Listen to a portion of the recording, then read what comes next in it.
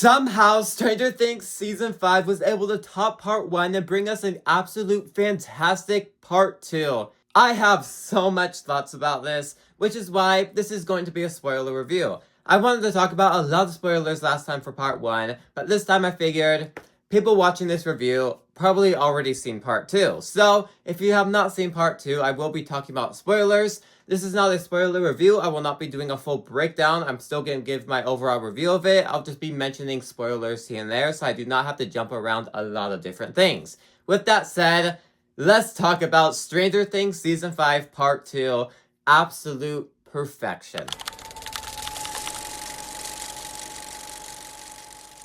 Now for starters, everything great about the first batch of episodes absolutely carried over into this part, but only 10 times better than it was before. Part 1, what I love most about it is that we dove right into things. Non-stop pace consistently, never really at a slow point, and that is the main focus of Part 2, where we're carrying over everything set up in the first 4 episodes, and we're going at a very fast pace where there is never a slow moment and you are always at the edge of your seat. You never want to stop watching. These 3.5 hours worth of episodes, you're always watching and never want to stop. Because this show is always good at making you at the edge of your seat, making you always want to binge and press play on the next episode. Now this is where I dive into my main overall thoughts of Part 2, where for starters, this thing is really emotional. Now, if you don't know me, which most of you guys do not, in general, or just when watching TV, movies in general, it is really, really hard to make me cry. It is really rare, and only a few movies have ever done it in my entire life. And Stranger Things basically topped almost all of them. Because just in these 3 episodes alone, technically 2 of them made me cry a lot, they were able to make me cry several times throughout the entire episode, where it just felt like I was bawling my eyes out throughout this entire run of episodes. When it came to like Nancy and Jonathan, that entire scene playing out, Max waking up, Will's confession, all of these different scenes basically playing back to back from each other, there's really never a slow moment. This is by far the most emotional season of Stranger Things that we have ever gotten, which rightfully so, it is the last season, so it needs to finish off all these different character arcs that you are loving these characters for. So of course, all these different moments are emotional, and I didn't even mention them all. There's still a lot of different moments with Steve and Dustin, and etc, etc. There's so many different things happening in just these batch of episodes alone that the finale could be absolutely crazy. And according to the creators, these 3 episodes alone are even the most emotional ones. The finale, according to them, is very emotional. So, if I cried this hard for these episodes, how am I gonna feel for that episode? Because the amount of quality difference from Part 1 to Part 2 is huge. Because Part 1, it was still really good. Everything I mentioned, being at the edge of your seat, all of that, is all still there. It's still basically a 9 out of 10 part. It's just I felt like some of the pacing was a bit off.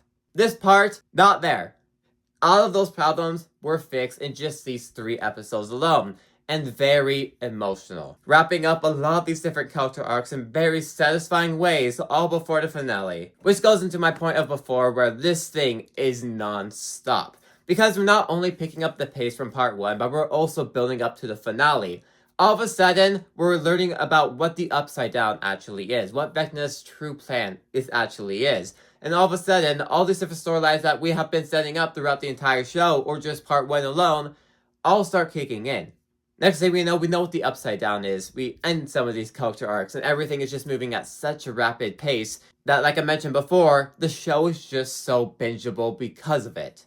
Which also, my heart was racing the entire time. My heart was racing before these episodes even came out, that when I pressed play, my heart was still racing throughout this entire runtime. Because you never know what to expect, especially since it is the final season of Stranger Things. And since everything is moving at such a rapid pace, all these emotional moments are happening and paying off, your heart is just rapidly going because you care for these characters so much so that you're always invested into the screen. Now to me, something like that only really happens for the big event movies. Not normally for a TV show. And Stranger Things has done that. Stranger Things has made its show into a huge event on Netflix. That's why when this thing comes out on theaters next week, I am beyond excited to check it out because It's kind of like what Avengers Endgame was. Hype around it galore. Everyone wanted to go watch it. Everyone's going to go watch it immediately. On streaming or in theaters, they are all watching it. And just hearing that crowd right when this final episode comes out in a theater where no one has seen this episode is definitely going to be a treat and deliver. Just because this feels like an event. Like Avengers Endgame used to feel like. Everybody is watching this show at the same time. This is the most popular show on Netflix right now. Everyone is watching it. Everyone is talking about it. This feels like an event. Because these 3 episodes are absolutely insane. Like I mentioned, it runs at a non-stop pace where all these characters are fighting. We get moments with Steve and Dustin. All these emotional moments are happening. All these reveals are happening. Everything is just so insane. And I am still recovering from these 3 episodes. Like, I'm still shaking right now. Non-stop pace, heart was pacing galore, emotional. I never really cried as much as I ever did watching something as I did for Stranger Things. That is a huge achievement for Stranger Things part, showing that those moments were really, truly powerful. If I do want to dive into a few specifics here, because this is a spoiler review, 8. I feel like she has to have a bit more importance than she actually does. Now, don't get me wrong, I thought I was going to absolutely hate her character when she was revealed at the end of episode 4, part 1. What they do with her is not bad. The directors obviously know that this character is not well beloved, so they obviously downgraded her a lot to not make her a huge focus, which I do appreciate. It just feels like she's here for that expedition dump for Jane, revealing all of Eleven's backstory, where she's truly from, which, again, another great reveal they did. Goes with my point of before of revealed every single 30 seconds. But I feel like she has to have a lot more meaning, and I won't fully 100% say that's a problem until the finale comes out. Because if she doesn't really have a true meaning, I feel like her character is just forced in here for the sake of expedition. I feel like she will have a huge role to play in the finale, but as it stands for these 3 episodes, they kind of undershadowed her for a good way, and they undershadow her. But I feel like she has to really have a role in finale to really make sense besides just an expedition dump. But seriously, every single character gets their moments to shine in these 3 episodes. Like I mentioned, Steven, Dustin, Jonathan and Nancy, Will, Max, Lucas, Karen even has her moment to shine. Every single character has their own role to play, and without them in the story, they will really have no importance at all. So just really making sure that every single character has its own moments. They even brought back the teacher from season 1 back in here, and he has a pretty big explanation thing to play. Just every single character has their own meaning behind them and their own purpose to play in this grand story.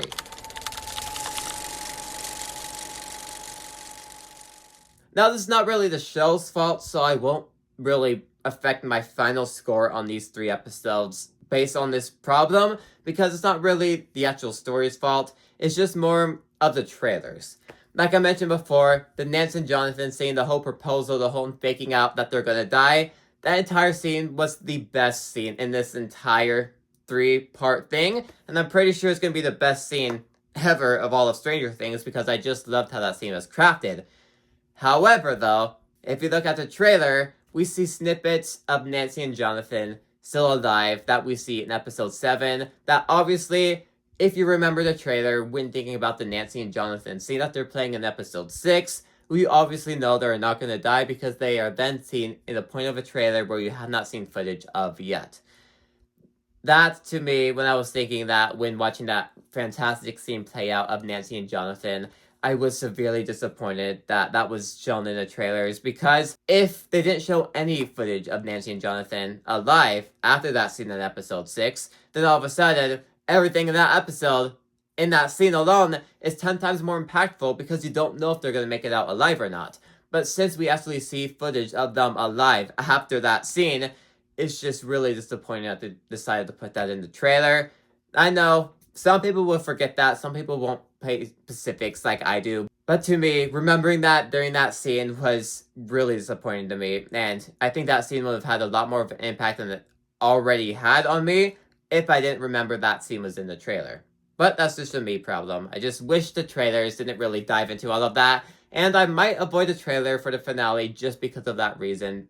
Because I do not want to be spoiled for future scenes and potentially copping out on certain characters' deaths. We'll see what happens. But with that said, Stranger Things Season 5 Part 2 is absolutely fantastic. Whereas non-stop, emotional, and absolutely insane, I am still recovering from it. My heart is still pounding from it. These 3 episodes were fantastic. I do wish the trailers didn't reveal certain things here and there, but overall, this is a fantastic set of episodes, and I absolutely cannot wait for the finale because it's absolutely going to deliver. This is an event, and I'm glad that we are witnessing it play out.